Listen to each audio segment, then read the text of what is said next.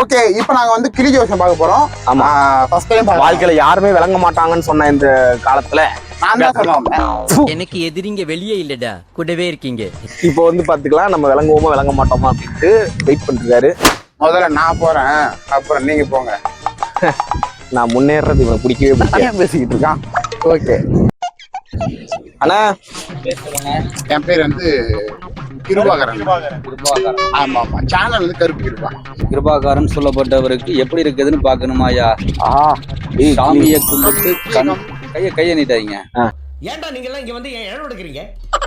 அவருக்கு நேர காலங்கள் நல்லா இருக்கா, திசை காலங்கள் நல்லா இருக்கா, நடப்பு காலங்கள் நல்லா இருக்கா, நடக்க வேண்டிய ஒரு பலன்கள் நல்லா இருக்குதா என்று நல்லா பார்த்து தெளிவாயிடு.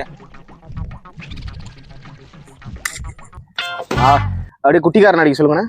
அது அடிக்காது, அப்படிலாம் பண்ணாது. உனக்கு தெரிஞ்சு போச்சா? கிருபாகாரன் சொல்லப்பட்டவருக்கு யாரு வந்திருக்கா, எவர் வந்திருக்கான்னு கேட்டீங்கன்னா வந்திருக்கிற இடம் அந்த மாதாவே வந்திருக்காங்க. என்ன மேரியம்மா வந்திருக்கு? ஏன்னா மாதாவை பார்ப்பதோ காண்பதோ உங்க மனசுல இருக்க வேண்டிய மன சங்கட்டங்கள்லாம் விலகும் சொல்லுது ராஜா. அதாவது இந்த வருஷ பலன்ல ஒரு காரியத்தை எதிர்பார்த்துக்கிட்டு இருக்கீங்க தம்பி. ஆமா ஆமா, உள்ளிடத்தை விட்டு வெளியிடம் போக்குவரத்து ஸ்தானம் உங்களுக்கு நல்லா இருக்கும். ஆனா தம்பிக்கு வந்து கொஞ்சம் பொறுமை வேணுமே. அது முடியாதுங்களே. ஓகே, என்னடா பண்ற? எறும்புடா கடிக்குது, சொரியக்கூடாதா? கொஞ்சம் பொறுமையா எந்த ஒரு காரியத்தையும் சாதிச்சிடலாம் தம்பி. கண்டிப்பா. ஆத்திரப்பட்டீங்கன்னா எந்த காரியமும் உங்களால சாதிக்க முடியாது. சொல்றது புரியுதுங்களா? புரியுது. அதே மாதிரியா பாருங்க, உங்களோட ராசி பலன்ல நடந்துகிட்டு இருக்க வேண்டிய திசை பலன் இப்ப நல்லா இருக்கு தம்பி. உங்க ஜாதக பலன்ல நடக்க வேண்டிய திசை பலன்ல இந்த வருஷம் அமைப்புல உங்களுக்கு நடக்க வேண்டிய அமைப்பு என்ன அப்படின்னு கேட்டீங்கன்னா, உங்களுக்கு குரு பலன்கள் நடந்துகிட்டு இருக்கிறான். அப்ப நமக்கு கோடி பாவங்கள் விலகும். கோடி பாவம்னா அதாவது துன்பங்கள்லாம் மாறுமா.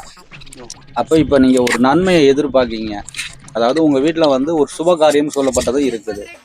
சுபகாரியம்னா உங்க கூட பிறந்த பிறவிகளுக்கு கூட இருக்கலாம். சொல்றது உங்களுக்கு அர்த்தங்கள் புரியுதுங்களா? அதாவது உங்க மனசை வந்து நீங்க எதுலையும் கிளறாதீங்க. ஒரே மனசை எந்த முடிவனா எடுங்க. அது இன்னும் ஒரு 18 நாளில் அது உங்களுக்கு ஜெயமாகும் சொல்லுவோம். வேலை விஷயங்கள்ல எப்படி? இப்ப அதான் சொன்னேன். இதுக்கு வேற வழக்கம் கேக்குறீங்க? எப்படின்னா உங்களுக்கு வெளிநாடு போக்குவரத்து ஸ்தானம் நல்லதான் இருக்குது. அதாவது உங்களுக்கு வந்து எப்படின்னா யாருமே நீங்க வந்து எப்படின்னா உங்களுக்கு தெய்வத்தோட துணைகள் நல்லா இருக்குண்ணே. தெய்வ கருணன்னு சொல்றாங்க இல்லையா? ஆமா ஆமா, ஆண்டவரே வந்து உத்தரவு கொடுக்குறாரு, எந்த கோளாறும் வராதுன்னு சொல்றாரு.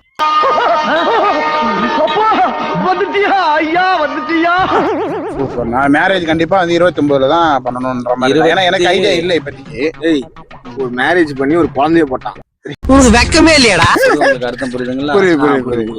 தம்பிக்கு வந்து 29 அந்த 27க்கு பிறகுதான் நடப்பு நல்லா இருக்கும். 27க்கு பிறகு. இப்ப வயசு என்ன இருக்கு உங்களுக்கு? கரெக்ட், அதான் 28 ஆக போகுது. 28. அதுல தான் உங்களுக்கு ஸ்டார்டிங் நல்லா இருக்கு. இப்பதான் பிரைட் ஆரம்பிக்கிறான். நல்லா இருக்கு. இதுக்கப்புறம் நல்லா இருக்கும். நல்லா இருக்கும். சரிங்க. அப்ப அந்த வாய் இதெல்லாம் அந்த பேச்சுல ஏதாவது தம்பி எப்படி தெரியுமா? ஆளு பார்க்கதான் உண்மையா இருக்காரு. எப்படி அவனுக்கே சிரிப்பு வருது பாருங்க. குட்டி கண்ணங்கிட்ட இருக்க வேண்டிய சேட்டைகள்லாம் ஐயா நிறைய இருக்குல்ல. ஆமா ஆமா ஐயா, உண்மைங்க. இது நான் வந்து அடிச்சு சொல்லுவேன். அங்கிள், அவர் என்ன பண்ணிட்டு இருக்காரு? அவனுக்கு அவனே ஜோக் சொல்லி சிரிச்சுப்பான்.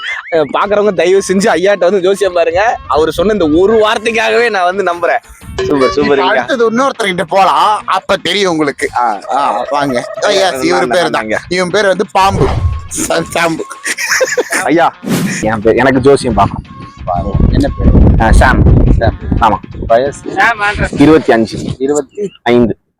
அதாவது 24 நடந்துகிட்டு இருக்கு. செப்டம்பர் வந்தா 25. பிரச்சனை வைங்க. அப்படின்னா அப்படின்னா அப்படின்னா